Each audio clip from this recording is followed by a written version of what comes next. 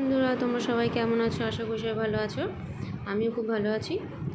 আজকে আমি মুগ ডাল দিয়ে মাছের মাথা রান্না করেছি, শাক রান্না করেছি, আলু পোস্ত রান্না করেছি,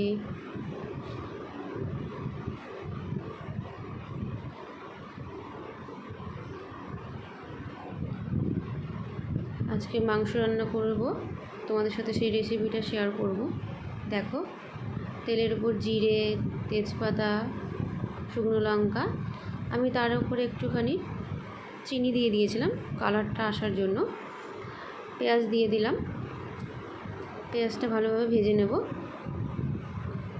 খুব বেশি ভাজবো না,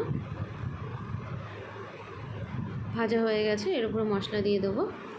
এর মধ্যে আছে জিরে, আদা, শুকনো লঙ্কা, টমেটো, রসুন সব একসাথে পেস্ট করে আমি বেটে নিয়েছি। ভালো করে মশলাটা মাখিয়ে নেব।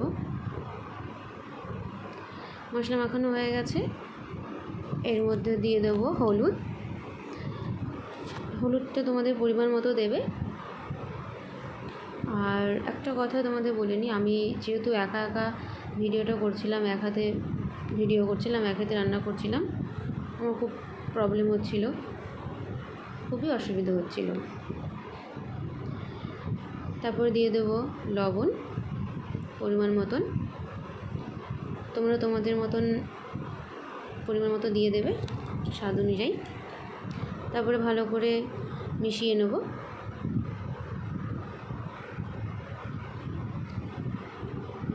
মশলাটা যত ভালো কষানো হবে তত মাংস টেস্ট হবে।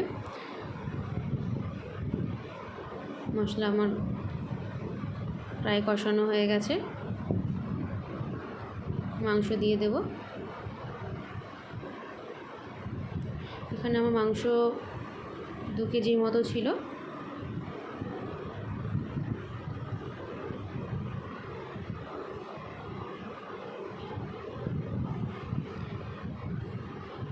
আমার ভিডিও যদি ভালো লাগে তোমাদের কাছে, লাইক, কমেন্ট, শেয়ার এবং সাবস্ক্রাইব করে দিও।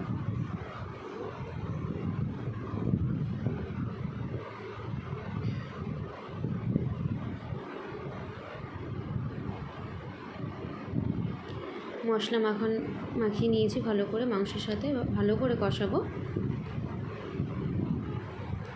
মাংসতে জল থাকলে সেই মাংস টেস্ট হয় না, তাই জলটা পুরো ভালোভাবে বসিয়ে দিতে হবে।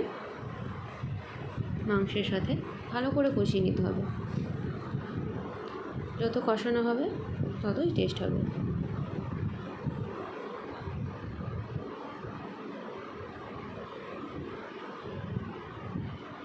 মাংস কষানো হয়ে গেছে, আমি জল দিয়ে দেবো।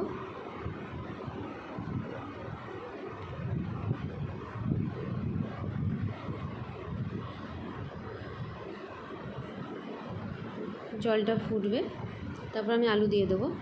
দেখো তোমার কত সুন্দর কালার এসেছে। আমি চিনিটা দিয়েছিলাম, ওই কারণেই প্রথমে তেলের উপর চিনিটা হালকা পরিমাণে দিয়ে দিতে হবে, তাহলে কালারটা আসবে। জল ফুটে গেছে, আমি আলুটা দিয়ে দিলাম, ভেজে রাখা আলুগুলো ভালো করে মিশিয়ে আমি ঢাকা দিয়ে দেবো। আর একটা কথা, আমি যেহেতু ভিডিও প্রথম বানাচ্ছি, তো কোনো ভুল ত্রুটি হয়ে থাকলে আমাকে ক্ষমা করে দিও। তোমরা সবাই আস্তে আস্তে ঠিক হয়ে যাবে। আর খুব ভয়ও লাগছে। আমি ঢাকা দিয়ে দেবো।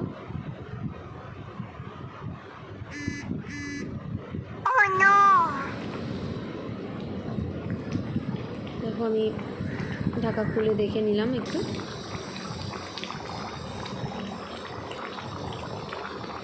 মাংস আমার প্রায় হয়ে আসছে। গরম মশলা দিয়ে নামিয়ে নেব। দেখো, মাংস হয়ে গেছে আমার। সব থেকে মেন হচ্ছে একটা স্পেশালি জিনিস আছে, সেটা হচ্ছে পায়েস।